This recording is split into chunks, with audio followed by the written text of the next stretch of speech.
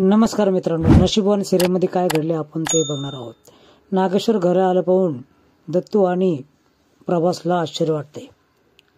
नागेश्वर घरामध्ये येतो. गिरिजाला देखील आश्चर्य वाटते. तुम्ही इथं कसे, असं गिरिजा बोलते. गिरिजा चप्पल काढून आतमध्ये यायला होते त्यावेळेस त्याला खूप अपमान झाल्यासारखं वाटतं.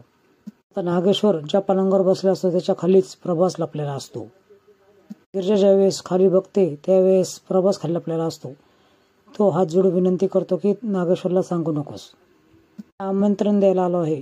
दोनदा निमंत्रण तू लाथाडलंस, पण माझी बहीण आणि तुमच्यामध्ये जे वाद आहे आपण ते नंतर सॉर्ट आउट करूयात, असं तो बोलतो. तो देखील बोलतो आपण आमंत्रण घेऊयात, पण ही खूप गोंधळलेली असते कारण प्रभास खाली का लपला ह्याच्या डोक्यामध्ये त्याच्याबद्दल प्रश्न उभा राहिलेले असतात.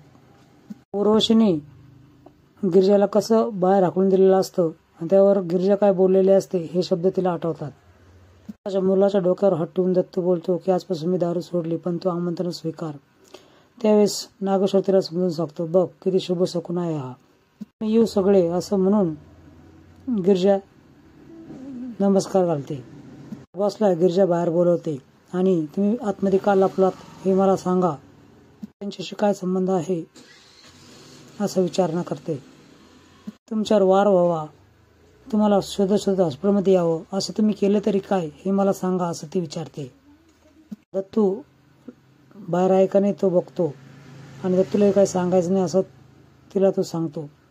सर्व घडलेला प्रकार तो नागेश्वरचं नाव न घेता सांगतो. त्याच्यासारखीच एक मुलगी होती, त्यांच्या आई वडिलांना एका व्यक्तीने मारून टाकलं आणि ह्या माणसाला असं कळालं आहे की जी मुलगी मी वाचवली आहे ती या सर्व संपत्तीची मालकीण आहे आणि ती जिवंत आहे, म्हणून तो चवताळला आहे.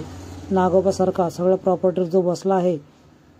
मला ह्याच्यामध्ये माझा स्वार्थ काहीच नाही, पण त्या मुलीला सर्व संपत्ती मिळवून द्यायची आहे. गिरिजा पुढे विचारू लागतो, तुम्ही पोलिसांची मदत का नाही घेत. त्यावेळेस तो पुढे सांगू लागतो, हा खूप पोहोचलेला व्यक्ती आहे, पोलीस त्याच्या खिशामध्ये असतात. या सर्व गोष्टीवर तुझा विश्वास नसेल तर मी इथून निघून जाईल, असं प्रभास पुढे बोलतो. गिरिजा पुढे बोलते, माझा विश्वास आहे तुमच्यावर. सगुणाचा माणूस नागेश्वरला जाताना तिथून बघतो आणि लगेच सगुणाला सांगतो. हे सर्व ऐकून सगुणाला आश्चर्य वाटते. पहिले मुलगा आला आणि आता नागोबा आला. आता काय चाललं आहे हे विचारण्यासाठी ती सरळ गिरिजाकडे यायला निघते. ती चिठ्ठी रुद्राची तिने वाचलेलीच नसते आणि सर्व पैशासह ती मोनूकडे देऊन जाते. श्रीमंत रुद्राविषयी सगळी चिठ्ठी जी लिहिली ती वाचली नाही याचा अंदाज बघण्यासाठी गिरिजाला कॉल लावतो, पण तिच्या तोंडातूनही प्रभासचं नाव ऐकू येतं, रुद्राचं नाव ऐकू येत नाही. त्याच्यामुळे तो अंदाज बांधतो की तिने चिठ्ठी वाचली नाही. देवीच्या मंदिरामध्ये गिरिजा आलेली असते. ती सर्व घडलेला प्रसंग सांगते आणि नागेश्वरची पत्रिका घेऊन मी मावशीचा राग देखील सहन करू शकते. त्याच्या डोक्यावर शपथ घेऊन दारू सोडली बाबांनी, ह्याच्यात चांगला आहे, मी राग देखील सहन करू शकते, असं ती पुढे बोलते.